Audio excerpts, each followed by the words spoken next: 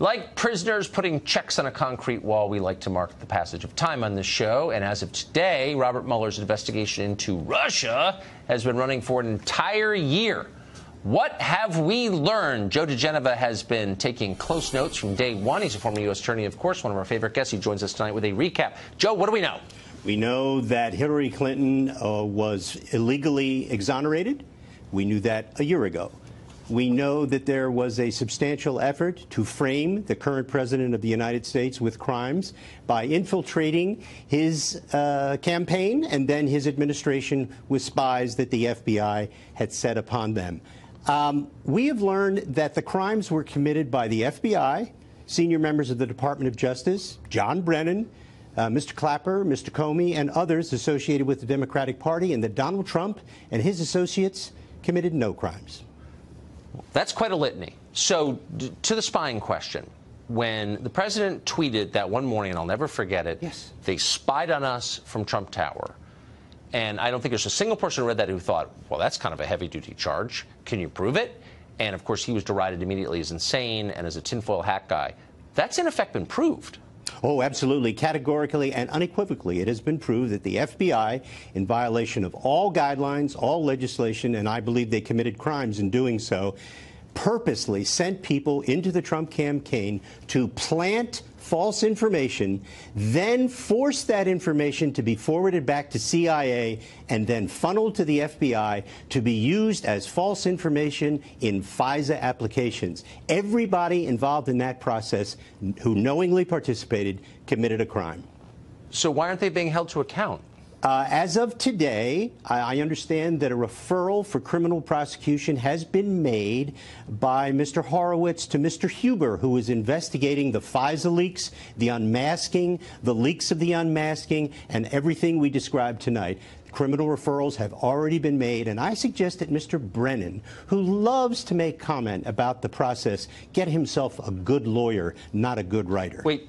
John Brennan, the NBC News paid consultant? Yes, NBC News' consultant, the former director of the Central Intelligence Agency, the most partisan hack leader of the CIA in history, needs a very, very good lawyer. Criminal lawyer. Yes, criminal lawyer. Oh, yes. He doesn't need a slip and fall lawyer, although he's going to slip and fall. He's going to be in front of a grand jury shortly. Well, that's news. Yes, and it's good news. Joe DeGeneva, there's not a single time you've come on where I don't feel better by the end. Thank you. And this is no exception. The country feels better today. The country feels better. That's the story, and I hope that happens. He richly deserves it. Yes. Thank you, Joe. You bet.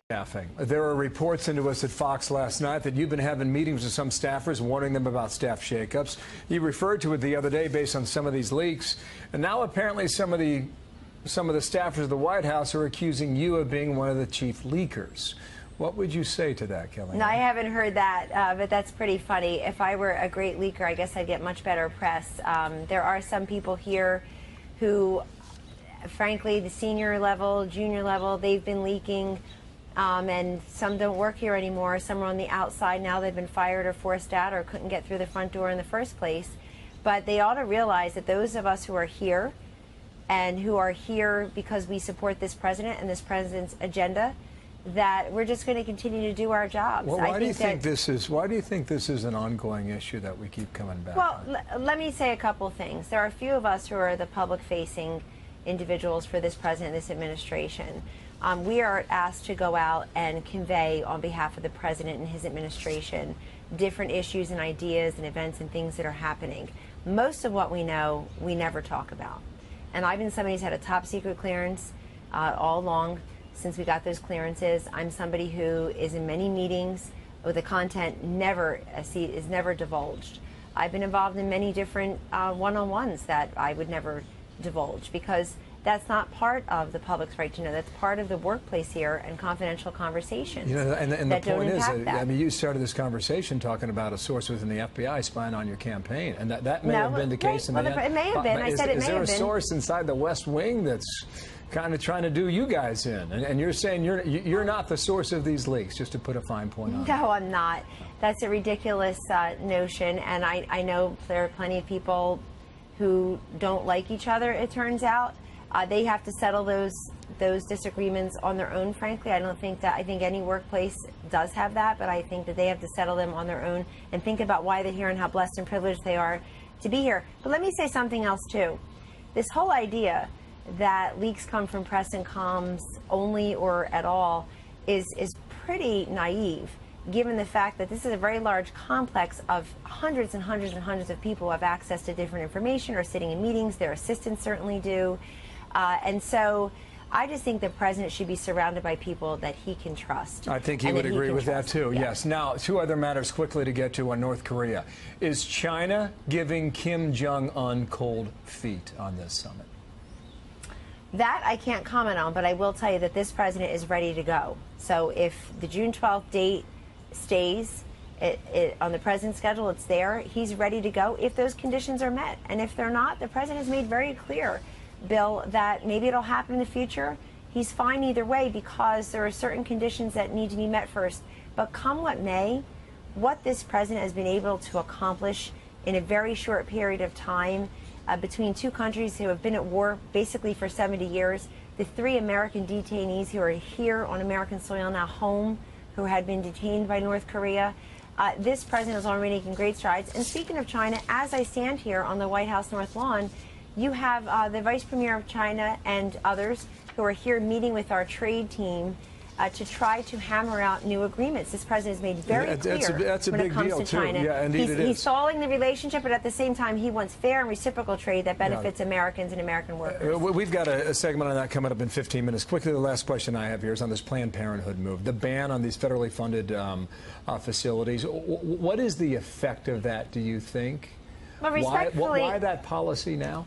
Well, respectfully, I think that's the wrong way of describing it. What this is taking money that is Title X family planning money and recognizing that abortion is not family planning. This is family planning money. Planned Parenthood is the nation's largest abortion provider. It spends tens of millions of dollars on political activity, including for President Trump's opponent last time unsuccessfully. And there are about 20 qualified women's health centers in this country for every one Planned Parenthood facility. And those qualified women's health centers, Bill, provide mammograms, STD screenings, contraception. What they don't provide is abortion. You can still get an abortion in this country. You can get it in many different places. We just don't think taxpayers should have to pay for that. And according to a Marist Knights of Columbus poll, 6 in 10 Americans think that taxpayers should not be funding it. This gets us back to many of the Reagan-era policies. And this has been upheld, much of this has been upheld by a Supreme Court decision called Rust versus Sullivan. Let's get out of the business of taxpayer funding of abortions. People still have a right to get them, but taxpayers shouldn't be funding them. And by the way, in a place like Maine, in a state like Maine, you have four Planned Parenthood facilities in the entire state. You have 172 qualified women's health centers. Thank you for your time. I've got more, but I hope you come back, okay? Absolutely, Bill. And thank you. Respectfully, thank you for your time as well, okay? Kellyanne